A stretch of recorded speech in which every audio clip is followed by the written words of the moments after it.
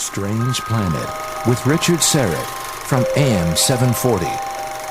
Does a cryptic passage in the New Testament predict the worst nuclear disaster in history?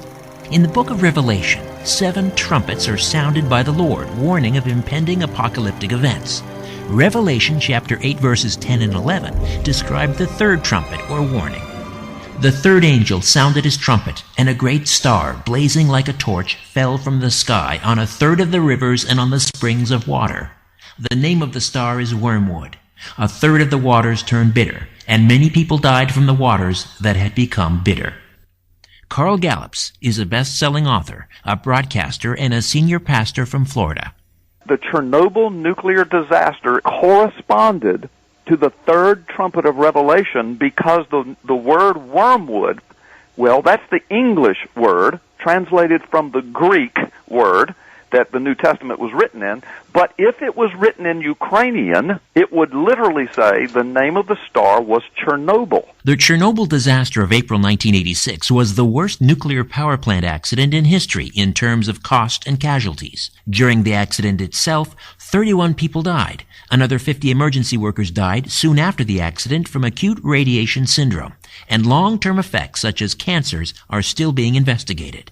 But does the damage caused by Chernobyl match up with biblical prophecy? Carl Gallups. And when this thing happened, almost 30 years ago now, guess what the results were? It polluted the water and the soil. 200,000 people were evacuated from Chernobyl and the surrounding area. 500,000 people were affected. Thousands of people died. Many reports, some as recent as the last couple of years, predict that millions of people have been radiation poisoned and their health has been adversely affected and will literally die as a result of it. In Norway and Sweden, they're reporting soil contamination, water contamination. But how could the Chernobyl nuclear plant be the wormwood of Revelation when the Bible verse says wormwood is the name of a star? Chernobyl is clearly not a star. Once again, Carl Gallups. Do you really think John really saw a star hit the earth? Because a star is a sun. And we know that if our sun were just a few thousand miles closer to the earth, we would burn up.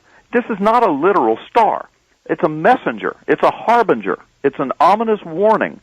John said, I saw a star, and it looked like a flaming torch, and it fell from the heaven. Well, guess what happened at Chernobyl? On the night that nuclear reactor number 4 in the Chernobyl plant exploded, the concrete lid, several hundred tons of concrete, burst into tiny bits and shot over 1/2 mile into the sky, and all of that concrete rubble was ablaze and was on fire, and it fell from the sky from over 1/2 mile in the air like millions of flaming torches. Whether wormwood is in fact Chernobyl is open to interpretation, as is most of Revelation.